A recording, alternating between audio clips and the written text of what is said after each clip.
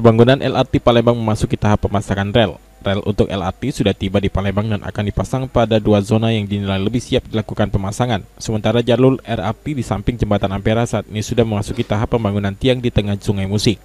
Pemasangan rel merupakan tahapan pembangunan bagi zona yang badan rel LRT-nya sudah selesai. Rel yang didatangkan dengan menggunakan moda transportasi kapal akan tiba secara dua tahap, di mana tahap pertama akan memenuhi kebutuhan untuk zona 1 dan zona 5. Pemasangan rel sepanjang 20 meter ini akan dilakukan secara bertahap. Pemasangan rel juga menjadi bagian menjelang akhir dari sistem badan rel.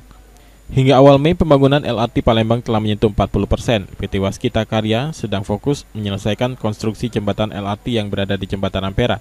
Pembangunan jembatan layang ini juga sedang membuat dua tiang pier yang berada di samping Jembatan Ampera. Beberapa rancang pembangunan yang menjadi penyempurnaan jembatan LRT, yakni pemasangan ram travelator sekaligus jaringan air bersih di zona 4 sebelum jembatan LRT.